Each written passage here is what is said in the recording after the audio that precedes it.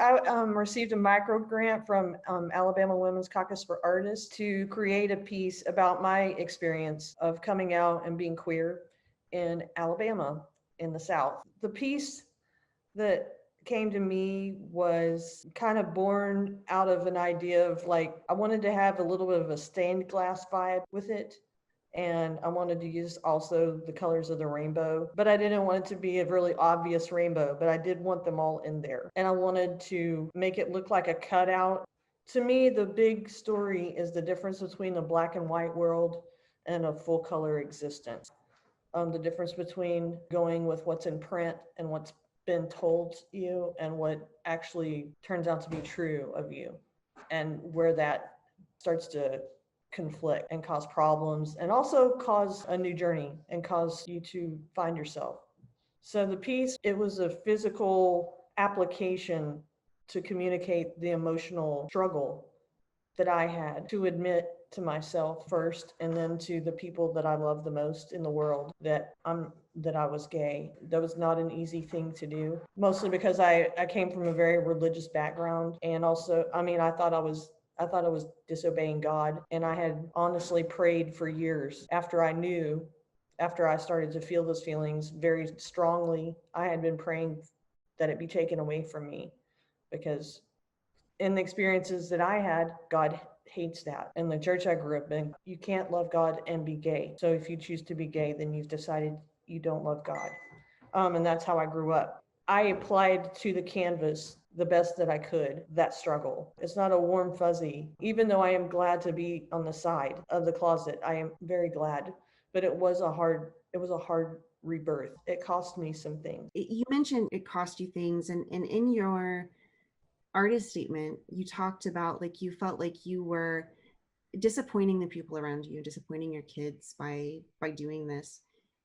Do you still feel that you have been disappointing those people, or do you feel now that you're further along in that journey, like living in your true self is maybe helping you deal with that feeling? Yeah, I do. I believe that in the long run, my kids are going to benefit from the fact that I decided that being true was more important than being acceptable, quote unquote, to the powers in my life. So I think in the long run, I hope that one of the things that shows them that it really doesn't matter how far down the road you are in life. If you know you need to make a change and you know you've discovered something that you can't deny about yourself, then it's not too late to change course. Until it's over, it's not too late. And also, I think that just in the journey of it, it builds a whole lot more understanding and compassion for them as they go through. I mean, my kids are both young adults, so I've got a 19-year-old and a 21-year-old. So as they have gone through their own adolescence and their own choices with relationships and all the things that goes on in that time of their life, I had to step back, and they had to tell me a few times. I would come back at them with the belief system I was raised in, even though I'm clearly living in certain ways way outside of that belief system, but it's so deeply embedded in my thought processes and in my approach to the world and my approach to how people are supposed to be living. Even though I'm not living it anymore, there are times when I would like be like, hey, you can't do that. Or and they'd be like, really? And I'd have to step back and look at myself and look at why am I coming down hard for people doing things that are natural and human and good for them. I think in the long run, it'll turn out to have been a better thing to have done than to have stayed my whole life in an unhappy marriage and not been true. I think that would have done more damage in a long term to their development as human beings. I really like that. I think that that's something that a lot of parents struggle with. You know, how are we representing ourselves to our children? Are we doing what's right? And I love that answer. I think it's beautiful. In your statement, you mentioned that you got this letter from your church when you came out. Are you willing to talk a little bit about what getting a letter like that was like? Was this something that you knew that was coming, or was it like a surprise? Yeah, so I knew, because of the way I grew up and everything, I knew the choices I was making were going to land me on the outside of that group of people.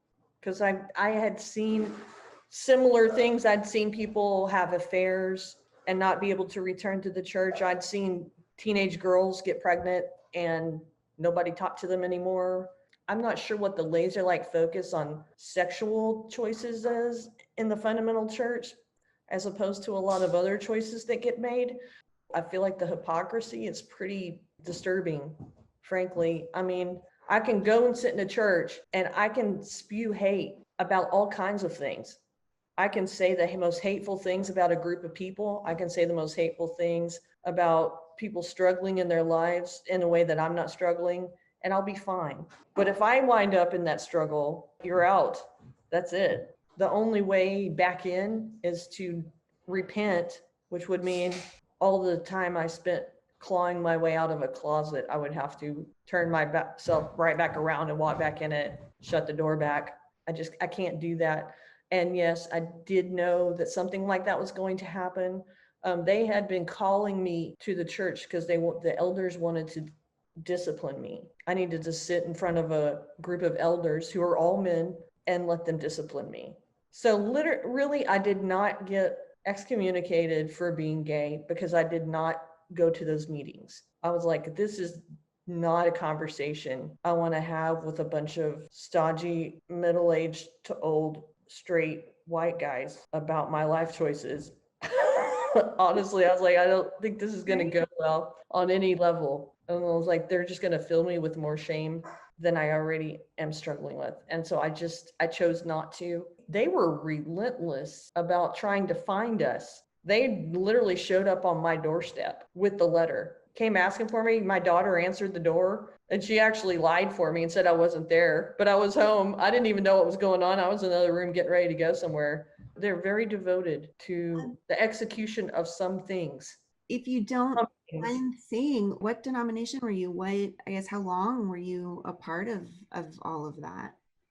Well, I grew up in the Southern Baptist Church. This was actually it was a Presbyterian church here in Alabama. We hadn't really been a member of it very long, which was also weird. Like hardly knew them. I hadn't been there over a year. We had just moved to that church.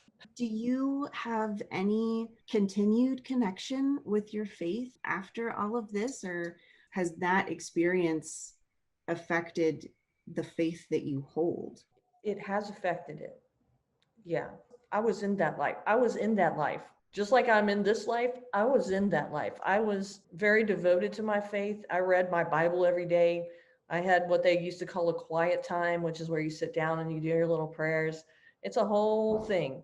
And I was into the whole thing myself. At the end of the day, what it did to my faith was it changed it from something that's stamped and sealed and approved by a bunch of people who don't know me. And I've kind of turned it into something that would make me want to believe in a God. If I want to believe in a God, I would want him to be different. I would want him to be a little less punitive and a little bit more compassionate and understanding and kind. So for me, the faith has become, I guess, what I want to believe. I guess my faith is what I want to believe now. And then my faith before was based on what a lot of other people wanted me to believe and what centuries of people before have affirmed that this is what we should believe. And now I feel like it's a very different kind of thing. It's much more personal. I love that answer, and I love the attitude that you have about it. Talk to us a little bit about the figures that you put here. You mentioned that you wanted to show you're coming from this kind of black and white into color. Can you talk a little bit more about that? Sure. Yeah. So there's the figure that has like a crown of thorns, a sacrificial lamb. That was the crux of the faith I grew up in, would have been a sacrifice has to be made to atone for the sins of the people. That figure is actually female. A lot of the agreed upon definitions of roles of females, roles of sexuality, roles, all the things that we're told we can and cannot do, there's a sacrificial requirement, not just from the God. I mean, the story was he makes the sacrifice, we're covered and forgiven. But the reality in the community is not that. The reality is we will continue to crucify ourselves. We will continue to torture ourselves, flagellate ourselves, deny our truth until, if you're lucky, something so cataclysmic or something so strong and something so profound pushes through and actually has faith in you as a human being and the person that you are and the person you were created to be, or that you came out as, or however. The figures are like these kind of, they have this kind of collaged look to them, like they've been cut and pasted and torn, and they're not complete. There's not a full picture. And that to me is what this religious fundamentalism, this very hard line that people want to draw. And it's not all religious. This isn't all about religion. This is actually all about the whole idea that you're so rigid. There's such a rigid ideology. Ideology was supposed to be founded and rooted in love and grace and mercy. And yet somehow it becomes this weapon to cut and paste and cover over and to make a mess out of your humanity. Either God loves humanity or he doesn't love humanity. Which one is it? That is such a great way to communicate that. I think you really put the nail on the head. Do you have any recommendations for other LGBT people who are in this situation where they're torn between their faith and who they are as people? Yeah, the biggest advice is really marry yourself to the idea of love. If it falls in line, whatever it is, with love, if it helps, if it heals, if it builds, if it enlivens, go for that. If you feel warm, if you feel true, do that thing in love. Do the thing that builds love, that spreads love, that encourages love, that reflects love to the world. Do that thing. Don't read into things so much that are on paper. Maybe read into the lives around you. Spend some time with people that you've been told are evil. Spend a little time with them. You may find out they're actually really wonderful people. You may find out there's a whole story behind everything, and there's a whole lot of things to love in pretty much anybody. There may be a few minor exceptions in the world, but for the most part, I think all of us have the same desires, which are we want to belong, we want to love, we want to be loved, we want to say something, we want to have a voice, we want to have something makes the world a little bit more inviting and not so hard. Maybe your faith could just make people's lives not so hard. That would be awesome. And not so hard on yourself. Let yourself go. Give yourself a break. I work on that all the time. I need to give myself a break a lot. Yeah, I think a lot of us are guilty of that. That is perfect advice. Thank you. Is there anybody here today that would like to ask a question? I have a question about the figure on the left and also the relationship between the two figures. And I was just wondering if you could tell us more about that.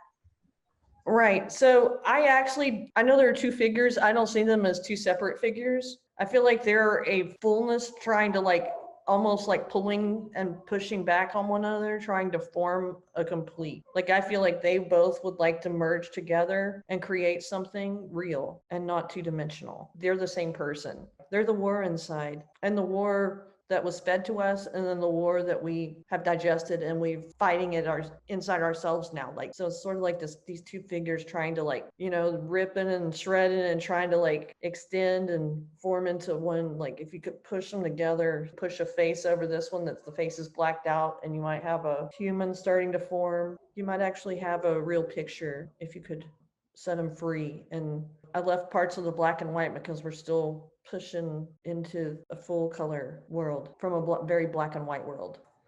Thank you for that great question. Does anyone else have anything that they would like to ask or comment about?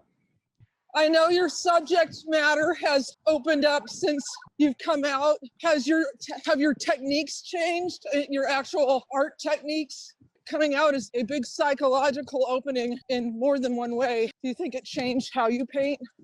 Yes, it sure did. One thing it changed, which is really not about being gay. I was deathly afraid that when I had to become financially viable and all the things, I came out of a straight marriage, that there was financial stability and things that are not necessarily, I didn't know how they were placed they were going to be.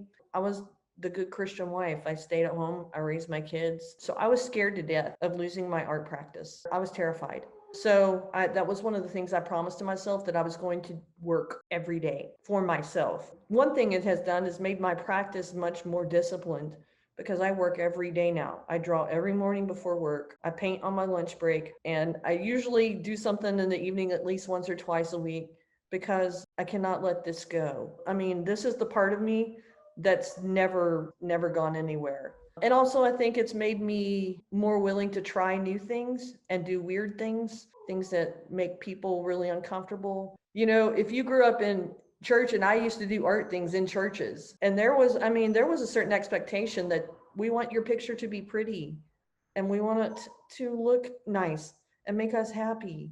Like, why is that so depressing? You're a child of God.